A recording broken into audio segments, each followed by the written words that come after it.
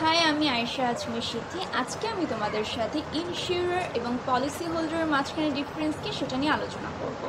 প্রথমেই আমরা জেনে নেব ইনস্যুরার কাকে বলে। ইনস্যুরার হচ্ছে বীমাকারী প্রতিষ্ঠান বা ব্যক্তি যারা ক্ষতির বিপরীতে আর্থিক ক্ষতিপূরণ দিয়ে থাকে। এর বিনিময়ে যাকে ক্ষতিপূরণ দেওয়া হয় তার কাছ থেকে নির্দিষ্ট পরিমাণে কিছু অর্থ প্রিমিয়াম হিসেবে গ্রহণ করে থাকে। পলিসি হোল্ডার হচ্ছে সেই ব্যক্তি যিনি বীমা ক্রয় করে সেটা নিজের মালিকানায় রাখে। তার মানে তিনি একই সাথে বীমা প্রিমিয়ামও প্রদান করেন এবং সেটাকে নিজের মালিকানায় রাখেন। কিন্তু পলিসি হোল্ডার কখনো ইনস্যুরারের মতো ক্ষতিপূরণ দেওয়ার দায় গ্রহণ করে না।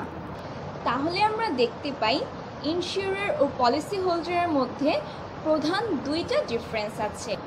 বীমা প্রিমিয়াম ও ক্ষতিপূরণ দেওয়ার ঝুঁকি।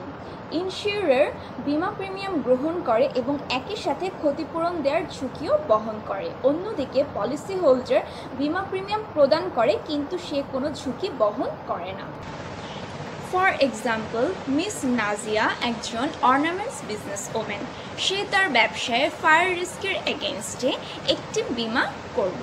এই ক্ষেত্রে মিস নাজিয়ার বিজনেসে ফায়ার রিলেটেড যত প্রকার দুর্ঘটনা হবে সেগুলোর ক্ষতিপূরণ দেওয়ার দায় গ্রহণ করে থাকবে। এর বিনিময়ে নাজিয়া নির্দিষ্ট পরিমাণে প্রিমিয়াম দিতে থাকবে। অন্যদিকে মিস ফারিহা একটা হেলথ ইন্স্যুরেন্স ক্রয় করেছে নিজের জন্য। এই ক্ষেত্রে এই হেলথ ইন্স্যুরেন্সের মালিকানা সে নিজেই বহন করছে এবং একই সাথে সে প্রিমিয়ামও দিতে থাকবে বীমাকারী প্রতিষ্ঠান। কিন্তু ফারিহা কোনো রিস্ক বহন করবে না। এটাই ছিল ইনস্যুরার ও পলিসি হোল্ডারের মাঝখানে ডিফারেন্স। আশা করি বুঝতে পেরেছো।